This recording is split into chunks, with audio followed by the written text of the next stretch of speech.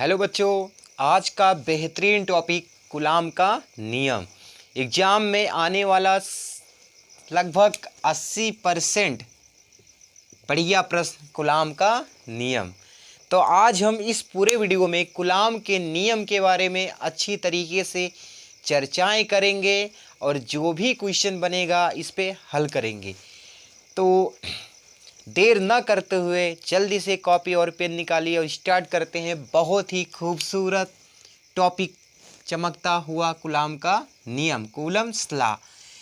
चलो इसको पढ़ने से पहले हम दो तीन चीज़ें बता देते हैं जो आप समझ लीजिए। अगर प्लस और प्लस चार्ज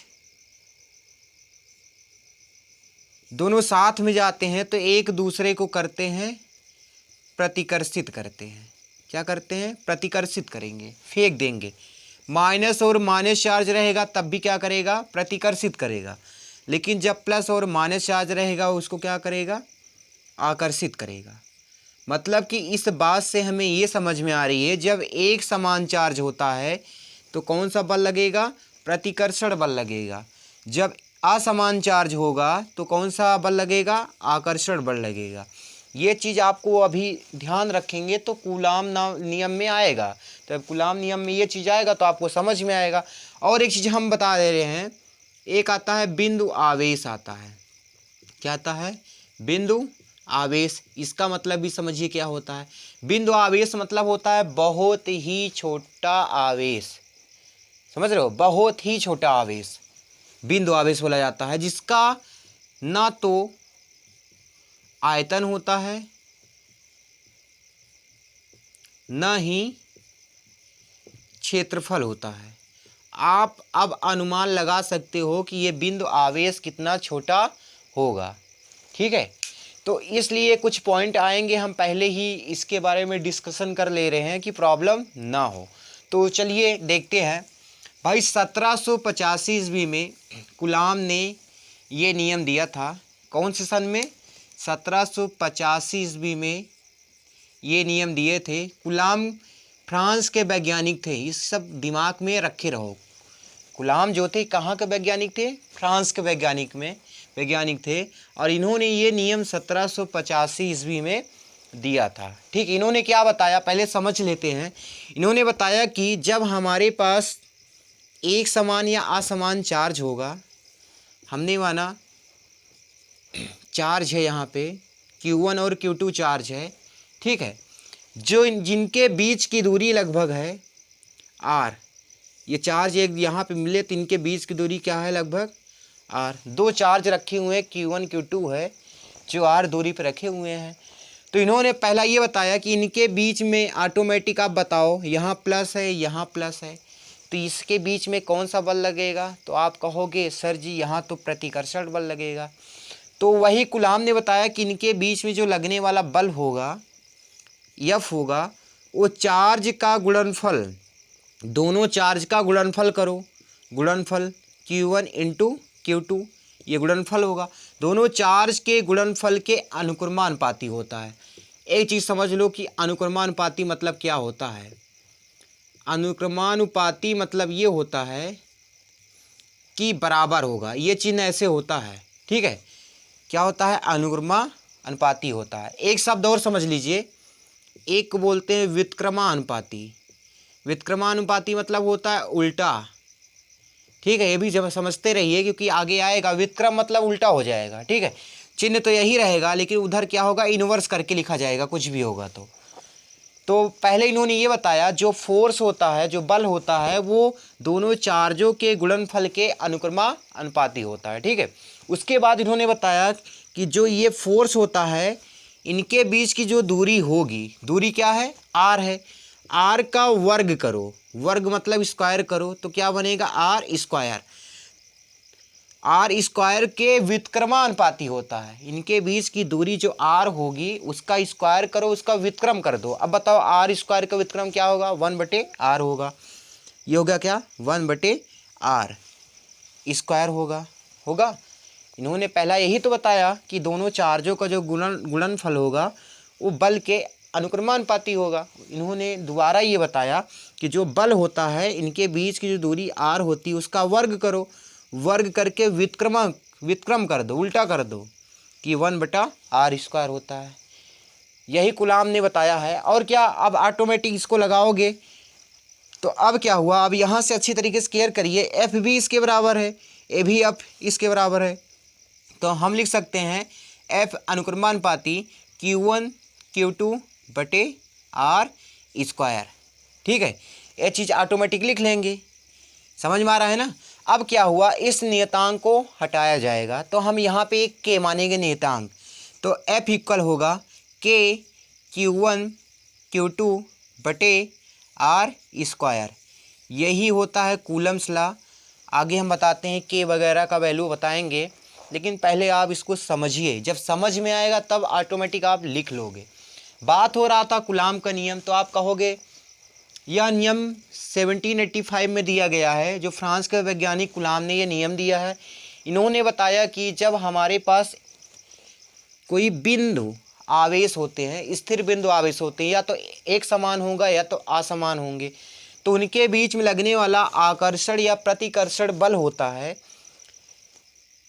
वो उन चार्जों के गुणनफल के अनुक्रमानुपाती होता है और उनके बीच के दूरी के वर्ग के व्युत्क्रमानुपाती होता है।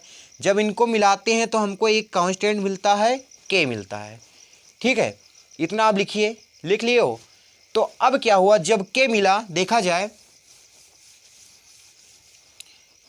मिला हमको, फार्मूला मिला एफ इक्वल के Q1 Q2 बटे r²।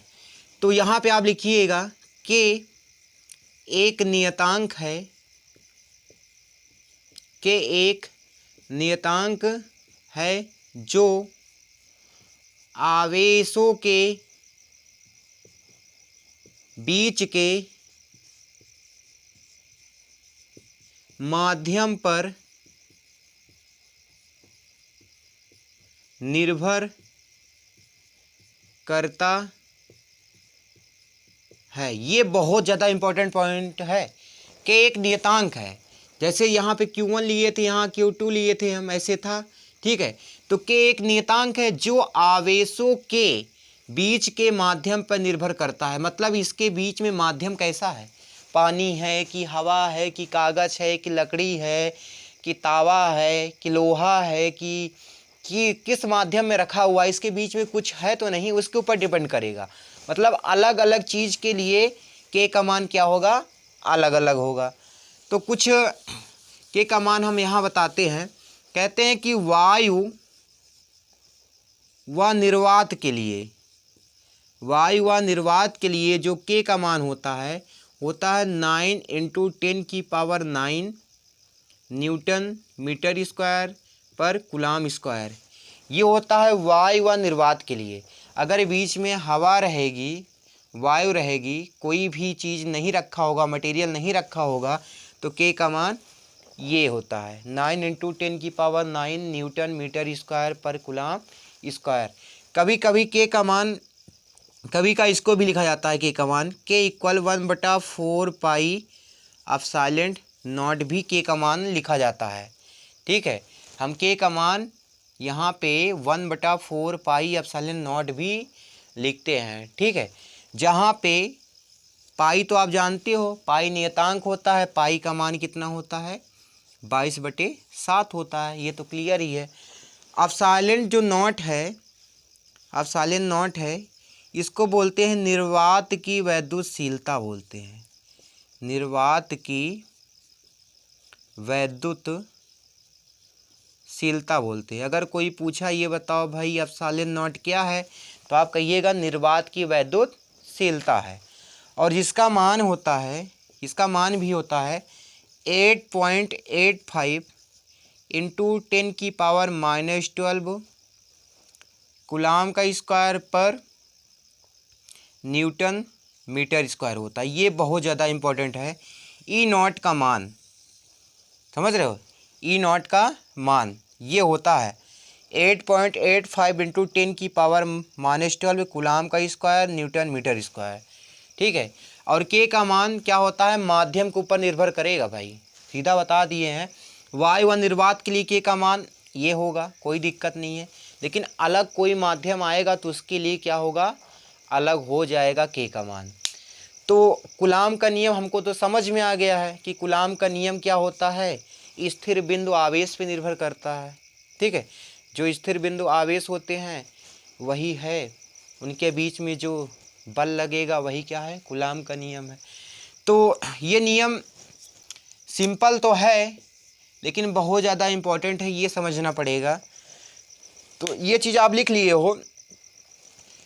आप चाहो अगर तो एक चीज़ और लिख सकते हो डिफिनीशन के अनुसार पे, देखो जैसे आप ये लिख सकते हो कि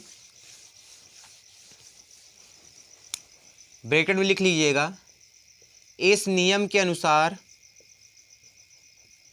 इस नियम के अनुसार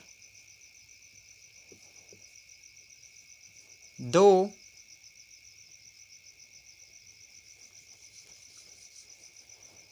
स्थिर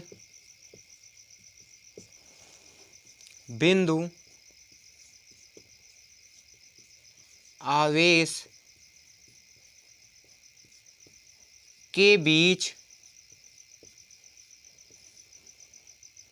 कार्य करने वाला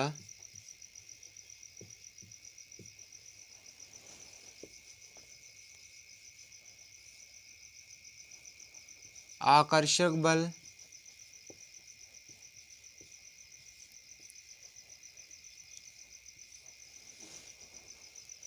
आवेशों के गुणनफल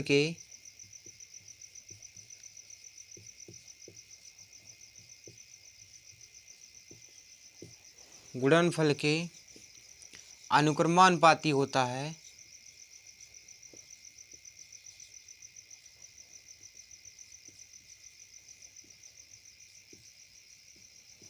और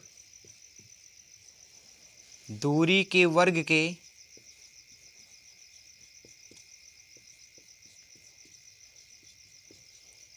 व्युत्क्रमानुपाती होता है। इसे आप लिख सकते हो, अंत में जाके लिख देना। तो कूलम्स लॉ बहुत ही अच्छा निकला है, यहाँ पे हम लिख दे रहे हैं। अभी हम इसको सॉल्व करके निकाले थे, क्या निकला था, F इक्वल Q1 Q2 बटे R², ये निकला था। जहाँ पे के का मान एक निकला 1/4 पाई एप्सिलॉन नॉट, जहाँ के का मान निकला 9 × 10⁹ न्यूटन मीटर स्क्वायर पर कूलाम स्क्वायर, और एप्सिलॉन नॉट का मान निकला था 8.85 × 10⁻⁻12 कूलाम स्क्वायर पर न्यूटन मीटर स्क्वायर। तो इस मान को भी अच्छी तरीके से माइंड के अंदर रखना है।